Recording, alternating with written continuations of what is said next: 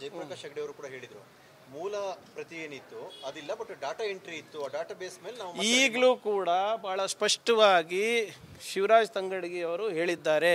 ಎಲ್ಲ ಡೇಟಾನು ಕೂಡ ಜಿಲ್ಲಾ ಅಧಿಕಾರಿಗಳ ಹತ್ರನೇ ಇದೆ. ಯಾವ ಡೇಟಾ ಬೇಕು ಹೇಳಿ. ಯಾರು ಅಶೋಕ್ ಸಾಹೇಬ್ರ ಮನೆಗೆ ಬಂದು ತೊಗೊಂಡು ಹೋದ್ರು ಅವರ ರಿಪೋರ್ಟನ್ನು ಬೇಕಾದ್ರೆ ಅದನ್ನು ಕೊಡಕ್ಕೆ ತಯಾರಿದ್ದೀವಿ. ಎಲ್ಲನೂ ಕೂಡ ಸರ್ಕಾರದಲ್ಲೇ ಹಂತದಲ್ಲೇ ಇದೆ ಅಲ್ಲ. ಏನಾದರೂ ಲೋಪ ಇದ್ದರೆ ಹೇಳಿ, ಪರಿಶೀಲನೆ ಮಾಡೋಣ.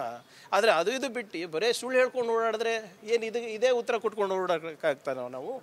ಅವ್ರು ಯಾಕೆ ಸೈನ್ ಮಾಡಿದ್ರು? ಮತ್ತೆ ಅವ್ರದ್ದು ಸೈನ್ಗಳಿದೆ ಅಲ್ಲ, ಅವ್ರ ಸದಸ್ಯರದು, BJP ಅವ್ರ ಸದಸ್ಯರು ಎಲ್ಲ ಹೆಸರುಗಳಿದೆ ಹೇಳಿದ್ದೀನಲ್ಲ. ಅವರಿಗೆಲ್ಲ ಖರ್ಚು ಮಾತಾಡಿ ಏನಪ್ಪ ದತ್ತಾಂಶ ಸರಿ ಇದೆಯಾ ಇಲ್ವಾ, ನೀವುಗಳು ಏನಾದರೂ ತಿದ್ದಿದ್ದೀರಾ ಅದು ಕೇಳ್ಬೋದಲ್ಲ ಅವರಿಗೆ.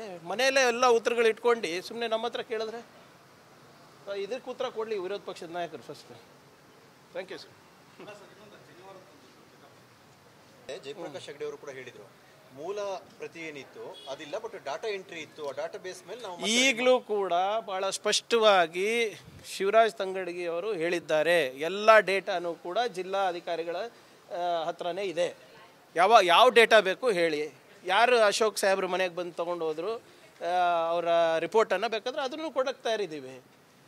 ಎಲ್ಲನೂ ಕೂಡ ಸರ್ಕಾರದಲ್ಲೇ ಹಂತದಲ್ಲೇ ಇದೆ ಅಲ್ಲ. ಏನಾದರೂ ಲೋಪ ಇದ್ದರೆ ಹೇಳಿ, ಪರಿಶೀಲನೆ ಮಾಡೋಣ. ಆದರೆ ಅದು ಇದು ಬಿಟ್ಟು ಬರೀ ಸುಳ್ಳು ಹೇಳ್ಕೊಂಡು ಓಡಾಡಿದ್ರೆ ಏನು ಇದೇ ಉತ್ತರ ಕೊಟ್ಕೊಂಡು ಓಡಾಡೋಕ್ಕಾಗ್ತಾನೆ ನಾವು.